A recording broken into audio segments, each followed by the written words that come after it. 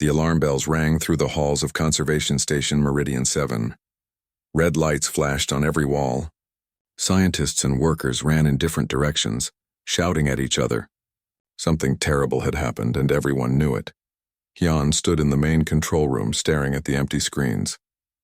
She was a Thessian, a species known for being calm and logical, but right now even she felt worried. The monitors showed nothing. No movement. No heat signatures.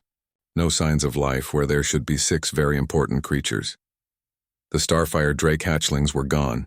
These were not ordinary animals. Starfire drakes, called Vraken in the old galactic languages, were some of the most dangerous creatures in the known universe. They could survive in the cold darkness of space without any protection. They could breathe plasma hot enough to melt through steel walls. A fully grown drake could destroy a mining ship in minutes. Even their babies were considered deadly, and now 6 of them had disappeared from their secure habitat. Jan pulled up the security footage for the 100th time that day. 3 weeks had passed since the hatchlings vanished. 3 long weeks of searching every corner of the massive space station. The video showed the same thing it always did. At exactly 0300 station time, the cameras went dark for 47 seconds. When they came back online, the reinforced containment unit was empty. The metal door was still locked. The walls showed no damage. It was as if the creatures had simply disappeared into thin air. Director Jisoo entered the control room.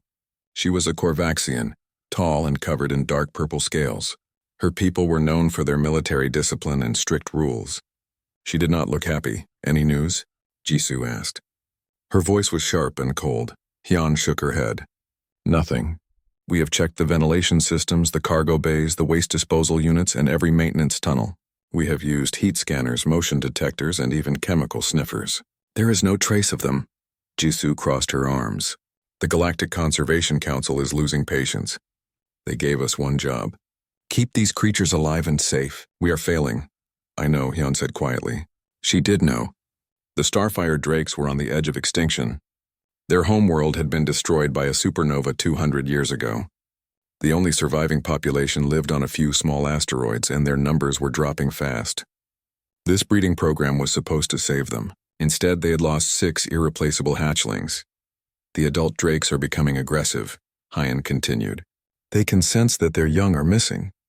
Yesterday, one of them tried to break through the containment field. It took 3 security teams to calm it down. Jisoo was silent for a moment. The council is sending an extraction team. If we do not find those hatchlings in 48 hours, they will sedate the adults and move them to another facility. The program will be shut down. Hyun felt something cold settle in her chest. Shut down, that meant the end. The drakes would never recover from this.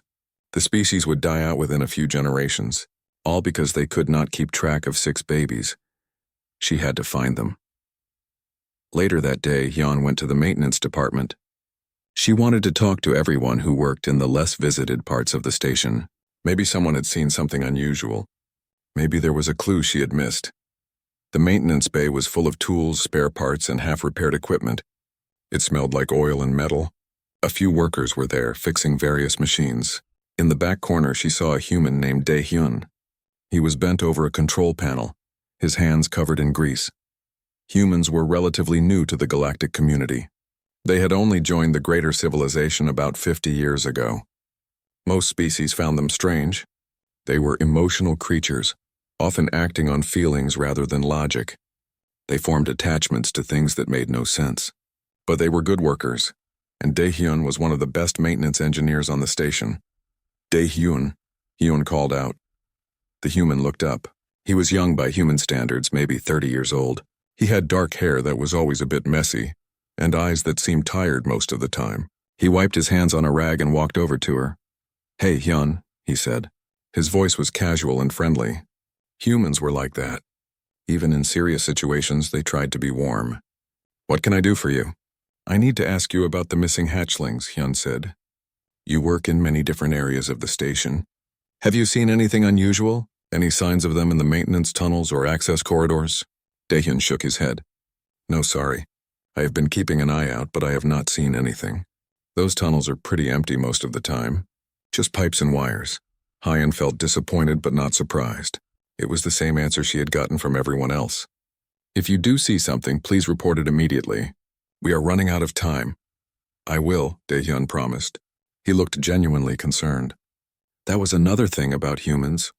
They seemed to care about things deeply, even when those things had nothing to do with them. Hyun left the maintenance bay and continued her search. She talked to dozens of people that day. Security guards, cleaning staff, junior scientists. Nobody had seen anything. It was as if the hatchlings had simply vanished into another dimension. That night, Director Jisoo called an emergency meeting. Everyone important on the station was there. Scientists, security chiefs, department heads, and senior staff. The mood in the room was heavy and dark. We have less than 48 hours, Jisoo announced. I want every section of this station searched again.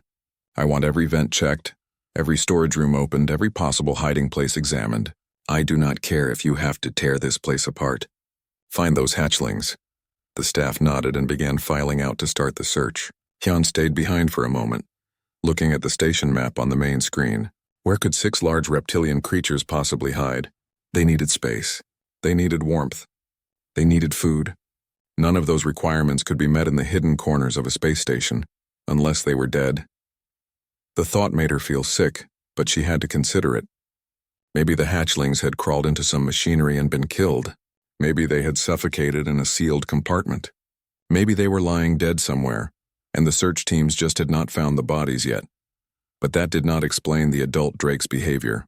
Animals could sense death. If their young were dead, the adults would be grieving, not angry and restless. Though the hatchlings were alive somewhere, Hyun was sure of it, she just had no idea where. The next 36 hours were chaos. Search teams went through the station section by section. They found lost tools, forgotten equipment, and even a few small creatures that had escaped from other habitats. But no Starfire Drake hatchlings. The clock kept ticking down and hope was fading fast. Some people started to whisper that maybe the hatchlings had found a way outside. Maybe they had squeezed through a damaged airlock and drifted off into space. Starfire Drakes could survive in vacuum, after all. But that theory did not make sense either. All the airlocks were monitored. Any breach would have triggered alarms. Hyun barely slept during those hours. She kept searching, kept thinking, kept hoping for a breakthrough. Other staff members looked exhausted too. The whole station felt the pressure. If they failed, it would not just be 6 hatchlings that were lost. It would be an entire species. With only 12 hours left before the extraction team arrived, a young technician named Minji came running into the control room. She looked excited and nervous at the same time. I think I found something, she said, pulling up data on one of the screens. I was running thermal scans of the entire station, looking for any unusual heat signatures. Most areas show normal patterns, but look at this. She pointed to a section of the display. It showed the crew quarters, specifically the human residential area. One cabin had irregular heat readings. The temperature kept spiking and dropping in strange patterns. At first I thought it was just a malfunction, Minji explained. But the pattern has been consistent for 3 weeks. It started right around the time the hatchlings disappeared. Hyun leaned closer to the screen. Whose cabin is that? Minji checked the records. It belongs to Daehyun, the maintenance engineer. Hyun felt her hearts beat faster. Could it be? She called Jisoo immediately. Within minutes, they had assembled a security team and were on their way to the human quarters. It was late in the station's night cycle. Most crew members were asleep. The halls were quiet and dimly lit. Hyun, Jisoo, and 4 security officers approached Daehyun's door carefully. They had no idea what they would find inside. Jisoo entered the override code. The door slid open with a soft hiss. What they saw inside made them all freeze in complete shock. The cabin was warm, much warmer than station regulations allowed. The air felt thick and heavy, like being near a furnace. Hyun stepped inside slowly, her eyes adjusting to the dim light. There, on a simple sleeping mat in the corner, lay Daehyun. He was on his back, fast asleep. His breathing was slow and steady. His face looked peaceful and relaxed. But that was not what made everyone stop and stare. On his chest were 6 Starfire Drake hatchlings. They were curled up together, their scales glowing softly in the darkness. Each one was about the size of a large cat, with sharp claws and small horns beginning to grow from their heads. Their bodies rose and fell with their breathing. They were making a sound, a deep rumbling that vibrated through the room. It was almost like purring. One hatchling had its snout tucked under Daehyun's chin. Another had wrapped its tail around his left arm. Two more were pressed against his sides. The remaining two were sprawled across his legs. They looked completely comfortable, completely safe, completely at peace. The security officers immediately raised their weapons. These were dangerous creatures. They could kill a human in seconds, but Jisoo held up her hand, stopping them from firing. "Wait," she whispered. "Something is not right here." Hyun understood what Jisoo meant. If the hatchlings were being aggressive or threatening, Daehyun would not be sleeping so calmly. He would be dead, or at least badly injured. But he looked fine. More than fine. He looked like someone taking a comfortable nap with a few house pets. The movement and voices in the room finally woke Daehyun. His eyes opened slowly. He blinked a few times, confused. Then he saw the group standing in his doorway. His expression changed from sleepy to surprised to embarrassed in about 3 seconds. "Oh," he said quietly. "I can explain." One of the hatchlings stirred, making a small chirping sound. Daehyun gently placed his hand on its head, stroking the scales there. The creature settled back down immediately, its purring getting louder. "Explain," Jisoo said, her voice tight with controlled anger. "You have had the missing hatchlings this entire time? Do you have any idea what you have done?" "We have been searching for 3 weeks. The entire station has been in crisis mode. The adult drakes are going insane with worry. And you have been keeping them here like pets?"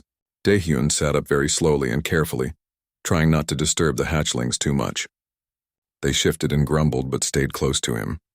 He looked guilty but also defensive. "I know how it looks," he said, "but it is not what you think. They found me. I did not steal them or anything like that." "They found you," Hyun repeated, her tone making it clear she did not believe him. "Yes," Daehyun insisted. "About 3 weeks ago I was working on a maintenance duct near their habitat. It connects to the ventilation system. I guess they squeezed through when nobody was looking. They followed me back to my quarters. At first I tried to take them back, but every time I brought them near the habitat they would start making these awful sounds, crying almost. They seemed scared and upset." He paused, gently moving one hatchling that was starting to slip off his lap. The creature grumbled and readjusted itself. "I was going to report it," Daehyun continued. "I really was. But then I noticed something. In the containment unit they were always restless. Always moving around, making noise, acting aggressive. The report said they were not eating well. But here with me they calmed down. They started eating the food I brought them. They slept through the night. They seemed happy." "Happy," Jisoo said flatly. "These are starfire drakes. They do not get happy. They are apex predators. They are dangerous from the moment they hatch." "Maybe," Daehyun said, "but they are also babies. They need to feel safe. They need warmth and comfort." The containment unit was cold and empty. They were alone in there. I think they were scared. Hyun stepped closer, careful not to make any sudden movements. She studied the hatchlings carefully. They did look healthy. Their scales were bright and clean. Their eyes were clear. There were no signs of stress or illness. If anything, they looked better than they had in the habitat. "This is impossible," she said softly. "Nobody has ever successfully bonded with a starfire drake. They reject all forms of caretaking. They are too aggressive, too independent." "Well," Daehyun said, scratching behind one hatchling's small horn, "maybe nobody tried being nice to them." One of the security officers made a move forward. "We should sedate them and get them back to containment before they hurt someone." The moment the officer took a step, all 6 hatchlings snapped to attention. Their heads lifted. Their eyes, which had been half closed and sleepy, suddenly became sharp and focused. A low hissing sound came from their throats. Their small claws extended, scraping against the floor. The officer stopped immediately. "Easy," Daehyun said, his voice calm and soothing. He placed his hands on the nearest hatchlings, stroking their backs. "It is okay. Nobody is going to hurt you. Calm down." Slowly the hatchlings relaxed. The hissing stopped. Their claws retracted. They settled back down against Daehyun, though they kept watching the security team with wary eyes. Jisoo and Hyun exchanged looks. This was beyond anything either of them had seen before. The hatchlings were protective of Daehyun. They saw the security team as a threat. They were acting like he was their parent. "We need to separate them," Jisoo said, but her voice had lost some of its certainty. "The adult drakes need to know their offspring are safe. The breeding program must continue. Can we try something first?" Hyun asked.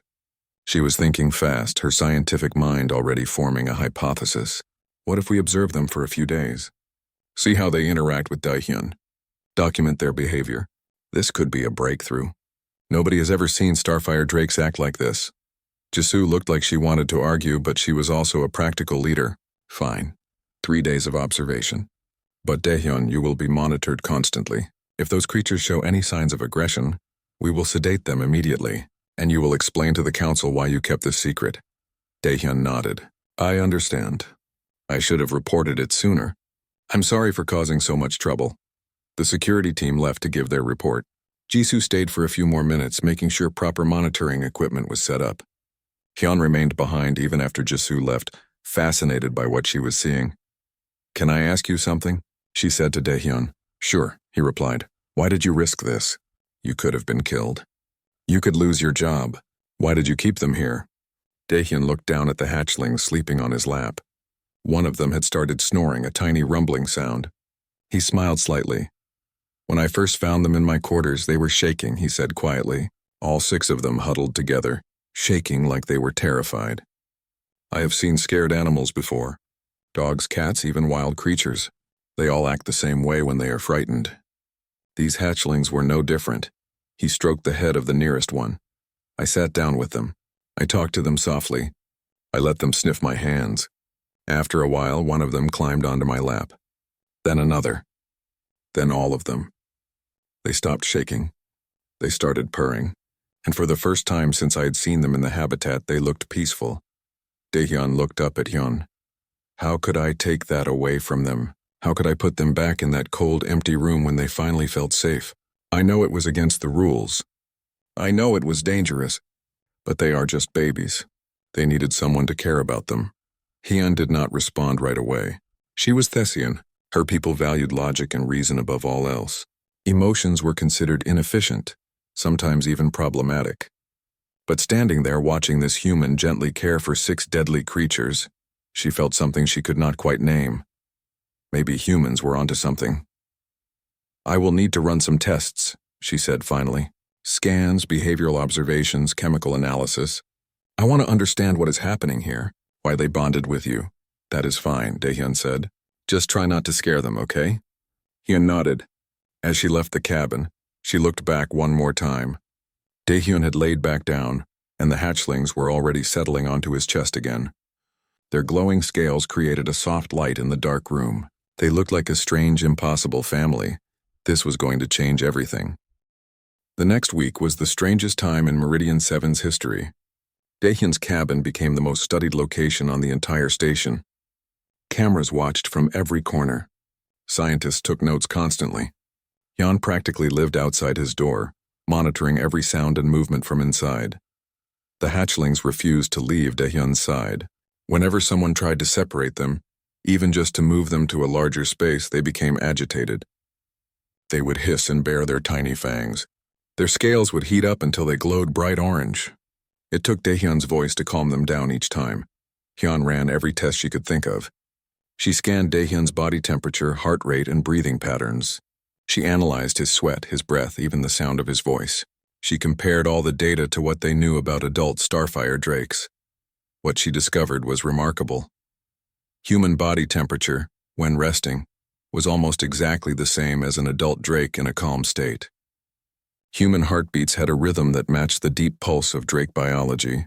Even human breathing created vibrations that were similar to how Drake parents communicated with their young, through low-frequency sounds.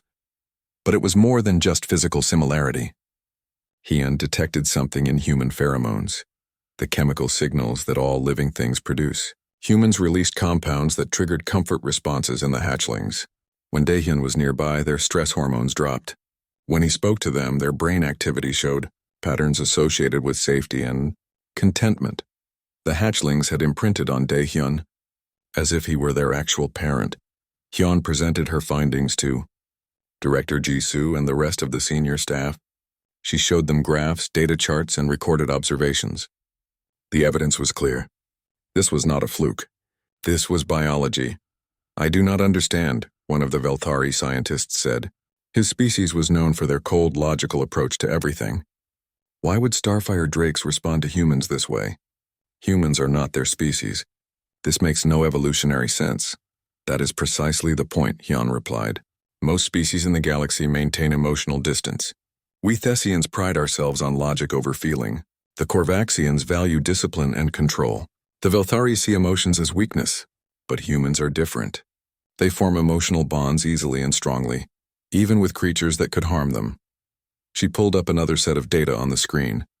Humans evolved as social creatures. Their survival depended on taking care of their young, forming groups and creating emotional connections. This behavior extends beyond their own species. They adopt animals. They nurture plants.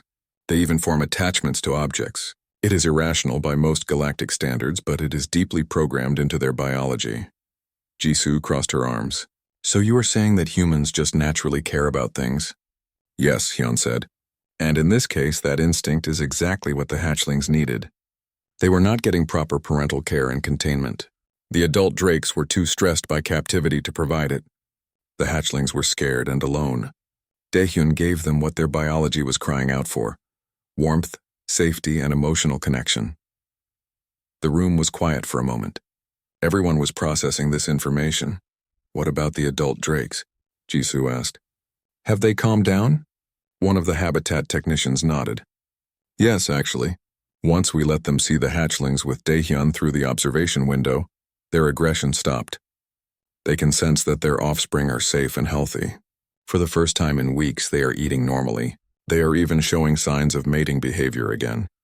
This news changed the atmosphere in the room. The breeding program was no longer failing. It was succeeding better than anyone had hoped. All because of one human maintenance engineer and his strange ability to bond with dangerous creatures. Word of the discovery spread quickly through the Galactic Conservation Council. Within days, scientists from across the galaxy were requesting to visit Meridian 7. News media outlets started calling Daehyun the Drake Whisperer. Some publications called him a miracle worker. Others were more skeptical, suggesting that humans were manipulating the creatures somehow. Daehyun himself found all the attention overwhelming. He had just been trying to help some scared babies. Now he was being interviewed by reporters, questioned by scientists, and asked to explain something he did not fully understand himself. I do not know why it works, he told one persistent journalist. I just treated them with kindness. Is that really so unusual? Apparently, in the wider galaxy it was. The Galactic Conservation Council held a special meeting to discuss the implications. Representatives from hundreds of worlds gathered to debate what this meant for endangered species programs across the galaxy. The discussion lasted for 3 days. There were dozens of species that conservation efforts had failed to save. Creatures too aggressive to handle, animals too stressed by captivity to breed, beings that refused all forms of care offered by galactic species. What if humans could help with those too? One council member, a Velthari administrator named Kelos, was strongly opposed to the idea. He stood before the assembly and made his argument clear. This is one case, Kelos said, his voice cold and measured. One human with one group of hatchlings. We cannot build an entire program based on a single success. Humans are unpredictable. They act on emotion rather than protocol. They take unnecessary risks. This Daehyun could have been killed. The next human might not be so lucky. But Hyun, who had been invited to speak at the meeting, had a counter-argument ready. Protocol has failed these species, she said firmly. We have tried everything according to our rules and our understanding. It has not worked. The Starfire Drakes were about to go extinct under our care. Now they have a chance because one human was willing to try something different. Maybe it is time we admitted that our way is not the only way. The vote was close, but in the end, the council decided to approve a pilot program. They would recruit human volunteers to work with endangered species across the galaxy. The program would be carefully monitored. Safety protocols would be strict, but they would try. Daehyun was offered a new position. Instead of being a maintenance engineer, he would become a xeno-companion specialist. He would help train other humans in how to work with difficult species. He would consult on programs throughout the galaxy. It came with a significant pay increase and much more responsibility. When Jisoo offered him the job, Daehyun looked uncomfortable. I am not really a teacher, he said. I just did what felt right. I do not know if I can explain it to others. That is exactly why we need you, Jisoo replied. Most of the galaxy operates on rules and procedures. You operate on intuition and empathy. That is a skill we cannot teach through manuals and lectures. Other humans need to see how you work. They need to understand your approach. Daehyun thought about it for a long time. Finally, he agreed, but with one condition. I still want to do maintenance work sometimes, he said. When things get too bureaucratic or political, I need to be able to go fix something with my hands. Deal. Jisoo smiled, something she rarely did. Deal. The 6 Starfire Drake hatchlings continued to live with Daehyun. A special habitat was built adjacent to his new quarters, with enough space for them to grow and move around. But most nights they still insisted on sleeping in his room, curled up on and around him like they had from the beginning. They were growing fast. Their scales were getting harder. Their claws were sharper. Small wisps of plasma would occasionally escape from their mouths when they yawned.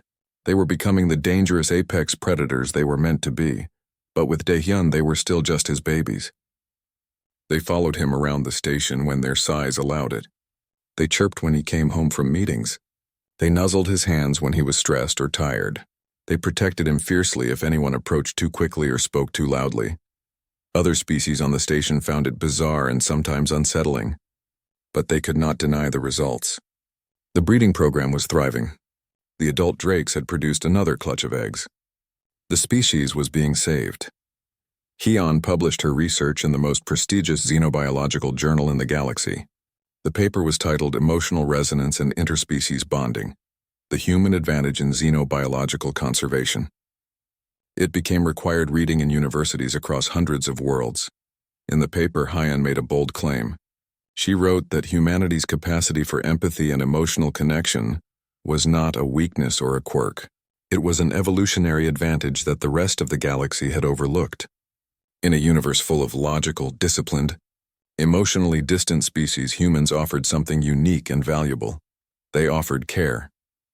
As the weeks passed and preparations for the new program began, Daehyun sat in his quarters one evening with the 6 hatchlings. They were bigger now, each one almost the size of a large dog. Soon they would be too big to all fit on his sleeping mat. But for now, they still tried. They climbed over each other, competing for the best spots. One managed to get its head under his chin. Another sprawled across his chest. The others arranged themselves around him as best they could. Their purring filled the room like distant thunder. Daehyun stroked their scales and smiled. He had no idea that keeping these scared babies safe would turn into something so big. He had just wanted to help them feel less afraid. 6 months later, Meridian 7 looked different. The station had always been busy, but now there was a new energy in the air. Human voices could be heard in the corridors. New faces appeared in the mess hall. The conservation program had brought the first group of human volunteers to work with endangered species. There were 12 of them in total. Borum had been a veterinarian on Earth, working with injured wildlife. Hunyo was a marine biologist who had spent years studying deep-sea creatures. Hana had been a child psychologist specializing in trauma recovery. The others came from different backgrounds, but they all shared one thing: a deep desire to help animals that needed care. The integration was not smooth at first. Many of the station's non-human crew members were skeptical. They had seen what happened with Daehyun and the Drakes, but they still did not trust humans as a whole. Humans were too emotional, too unpredictable, too willing to break rules if they thought it was for a good cause. There were small conflicts almost every day. A human would suggest a change to a habitat, and a Thessian scientist would reject it based on established protocol. A human would want to spend extra time with a stressed animal, and a Korvaxian supervisor would say it was a waste of resources. The two approaches clashed constantly. Daehyun tried to help the new volunteers adjust. He met with them regularly, answered their questions, and showed them around the station. But he was not a natural teacher. He worked on instinct, and instinct was hard to explain. How do you know when an animal trusts you? Borum asked him one day. They were sitting in the observation room, watching a group of void stalkers pace in their habitat. The creatures were predators, sleek and dangerous, with 6 legs and teeth like knives. They had been attacking their handlers for months. Daehyun thought about the question. You just feel it, he said finally. There is a moment when they stop seeing you as a threat. Their body language changes. They relax. It is different for every species, but you can always tell. Borum nodded slowly. I think I understand. The next day, Borum asked to work with the void stalkers. The other staff members warned her that it was dangerous. These creatures had put 2 handlers in the medical bay already, but Borum was determined. She started by just sitting near their habitat, not trying to interact with them, not making loud noises or sudden movements, just sitting quietly, sometimes humming to herself. It was a low rhythmic sound, almost like a lullaby. After 3 days of this, something changed. The Void Stalkers stopped pacing when Borum was there. They would settle down and watch her. Their aggressive postures softened. When she finally entered their habitat under controlled conditions, they did not attack. Instead, they approached her slowly, curiously. Hyun was watching from the observation room. She ran immediate scans and was shocked by what she found. The Void Stalkers were responding to the humming. The frequency matched something in their biology, a sound their mothers would make in the wild. Borum had accidentally discovered a way to communicate comfort to them. It was the program's first major success beyond Daehyun, and the Drakestar Junho had similar success with a species called crystalline serpents. They were beautiful creatures, their bodies made of a silicon-based material that looked like living glass. They were incredibly fragile and had refused to breed in captivity for years. Every attempt to encourage mating had failed. Junho spent weeks observing them, studying their movements and behaviors. He noticed that they seemed to respond to water. In the wild, they lived near thermal vents in deep oceans. The sound and movement of water was part of their environment, but their habitat on the station was dry and still. Junho asked for permission to install a water feature in their habitat, small fountains that would create gentle sounds and moisture in the air. The Thessian scientists argued that it was unnecessary and might damage the equipment, but Jisoo, who had learned to trust human instincts, approved it. Within 2 weeks, the crystalline serpents began their mating displays. Within a month, they had laid eggs. The program had its second breakthrough. Not every attempt was successful, though. A volunteer named Taeyang decided to work with a species called Ironjaw Ravagers. They were scavengers, aggressive and territorial, with powerful jaws that could crush metal. Multiple staff members warned him that these creatures were different. They did not respond well to any form of interaction, but Taeyang was confident. He had watched Daehyun with the Drakes. He had seen Borum with the Void Stalkers. He believed he could reach the Ravagers using the same approach. He was wrong. During a feeding session, Taeyang tried to hand-feed one of the Ravagers. He wanted to build trust through food, like trainers did with Earth animals, but the Ravagers did not see it as a gesture of kindness. They saw it as an opportunity. 3 of them attacked at once. Taeyang barely had time to react. The security systems activated immediately, deploying barriers and sedation gas. He survived, but he had serious injuries to his arm and leg. He would need weeks of medical treatment and months of physical therapy. The incident sent shockwaves through the program. Critics who had always opposed the idea of using humans seized on it as proof that the whole thing was too dangerous. There were calls to shut down the program immediately. Some council members demanded stricter regulations. Others wanted psychological evaluations for all human volunteers. Daehyun visited Taeyang in the medical bay a few days after the attack. The young man was lying in bed, his injuries wrapped in healing bandages. He looked embarrassed and defeated. "I messed up," Taeyang said quietly. "I thought I could help them. I thought I understood." "You made a mistake," Daehyun agreed, pulling up a chair beside the bed. "But that does not mean the work is not worth doing. Everyone is saying the program should be shut down because of me." Daehyun shook his head. "Every species is different. Some will respond to human connection, others will not. The Ironjaw Ravagers are pure scavengers. They do not have the same social structures as the Drakes or even the Void Stalkers. There is no parental bond to trigger. They only understand competition and survival. So I should have known better," Taeyang said. "Maybe," Daehyun said. "But now you do know, and that knowledge will help the next person avoid the same mistake. That is how we learn. That is how we get better." Taeyang looked at him with tired eyes. "Do you really think this program can work?" "I know it can," Daehyun replied. "But only if we are smart about it. We need better training. We need to understand which species can benefit from human interaction and which ones cannot. We need safety protocols that actually work. Your accident taught us that. It is a hard lesson, but it is an important one." The program did not shut down, but it did change. New safety requirements were put in place. Every human volunteer had to go through extensive training in xenobiology and behavioral analysis.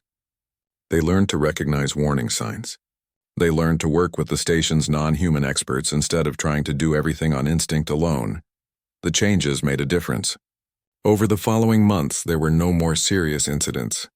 The volunteers began working more effectively with the station's existing staff. Thessian scientists started collaborating with humans on research papers. Korvaxian supervisors began trusting human observations and recommendations. Slowly, grudgingly, attitudes began to shift. Hannah, the child psychologist, made a breakthrough with a creature called a nebula wraith. It was a being made of pure energy, a sentient cloud that could change shape and color. It had been showing signs of severe trauma, likely from being captured and transported across the galaxy. It would not communicate. It would not eat properly. It just drifted in its containment field, dim and lifeless. Hannah treated it like she would treat a traumatized child. She talked to it gently. She played soft music near its containment field. She projected images of nebulas and stars, showing it pictures of freedom and space. Slowly, carefully, she built trust. After 2 months of patient work, the wraith began to respond. Its colors brightened. It started moving with more energy. It even began communicating through light patterns, something it had refused to do since its capture. The Starfire Drake hatchlings that started everything were now juveniles. They had grown considerably, their scales harder and their bodies more powerful.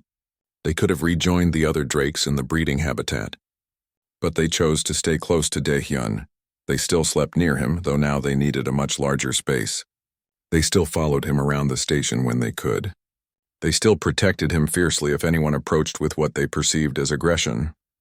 They were still his family, chosen rather than born into. The galaxy was watching. Species that had once dismissed humans as weak and overly emotional were now studying them with fascination. Conservation programs on other stations were requesting human consultants.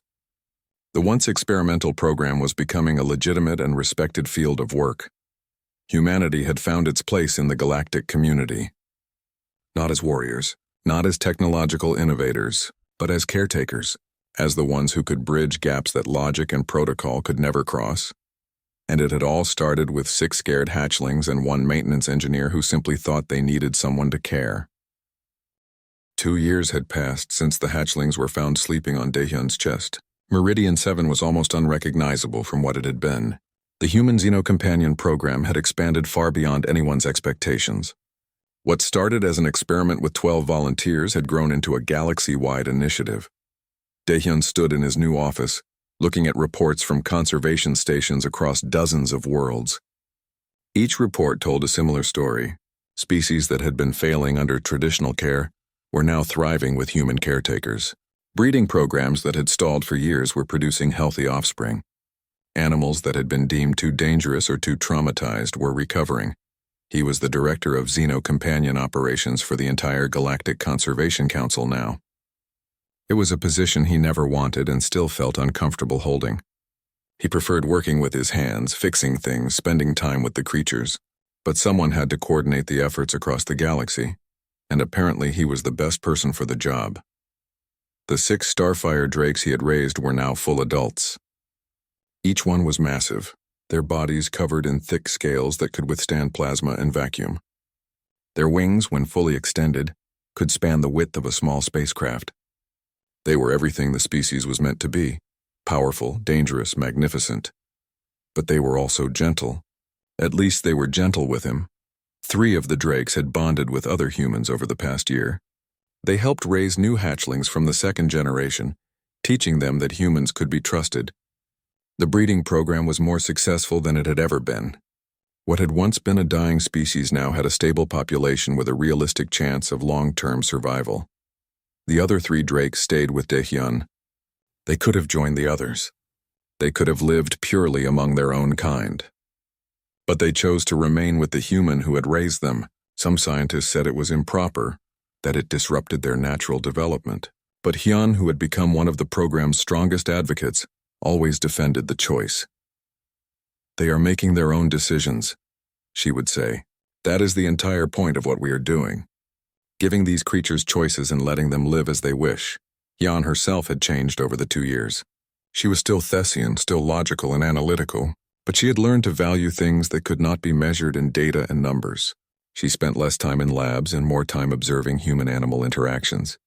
Her latest research paper had explored the concept of interspecies friendship, something most of the galaxy had never seriously considered. Director Jisoo had also evolved in her thinking. She ran Meridian 7 with the same discipline and order as before, but now she made room for human methods. She consulted with human volunteers before making major decisions about species care. She had even started learning human expressions and humor, though her delivery was still awkward. "The humans say I need to work on my timing," she told Daehyun one day, completely serious. "I do not understand what timing has to do with humor, but they seem very concerned about it." Daehyun had smiled. "You are doing fine, Jisoo. The fact that you are trying means a lot." The program had its critics, of course. There were still those who believed emotions had no place in conservation work. Some argued that humans were creating dependency in species that should remain wild and independent.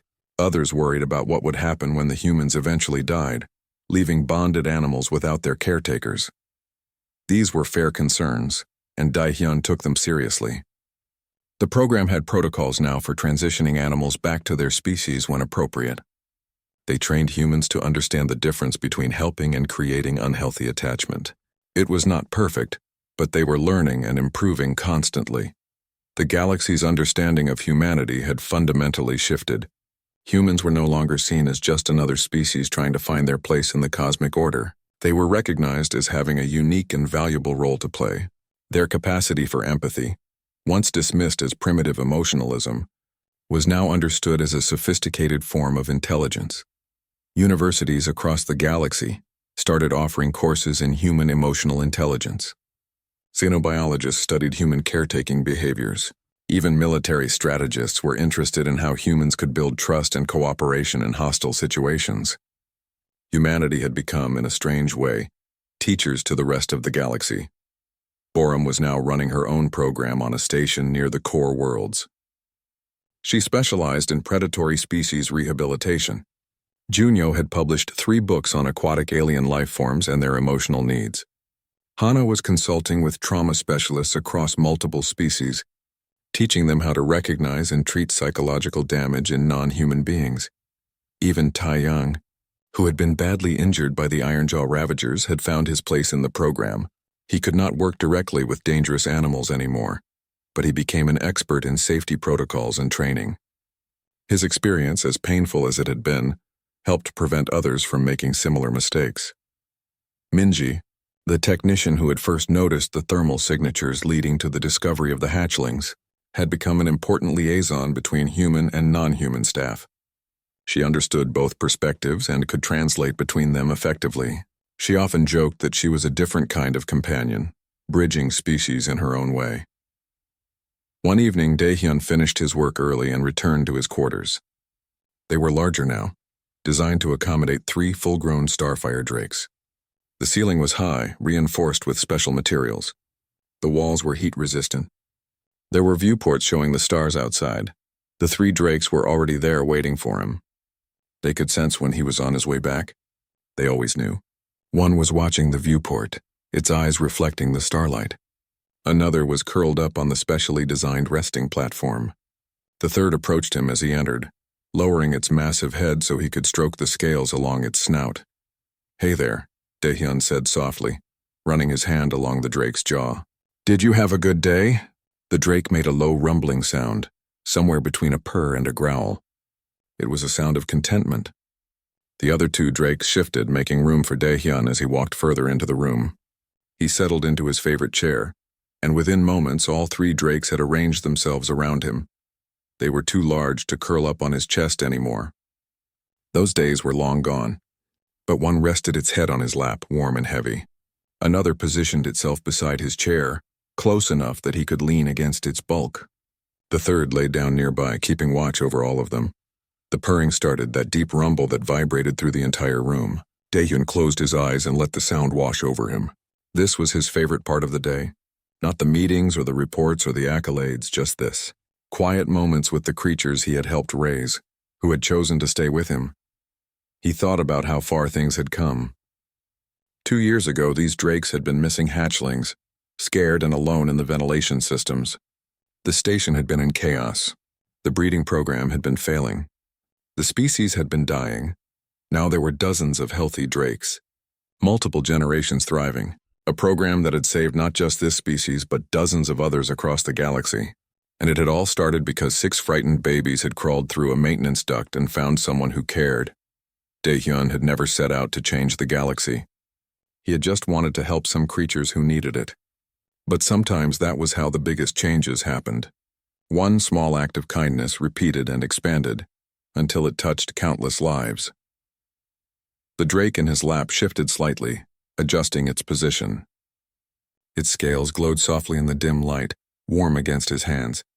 Outside the viewport, Meridian 7 continued its orbit around the distant moon. The station's lights twinkled against the darkness of space. Inside, a human and 3 apex predators rested together in perfect peace. Hyun's research paper had been right. Humanity's gift to the galaxy was not technology or military strength. It was the ability to connect, to care, to see beyond danger and utility and recognize the simple need for companionship that existed in almost every living being. The galaxy had been operating on logic and protocol for thousands of years. It had accomplished great things, built incredible civilizations, explored vast reaches of space. But it had forgotten something important along the way. It had forgotten that sometimes beings just needed to feel safe, to be cared for. To know that someone gave a damn whether they lived or died, humans remembered.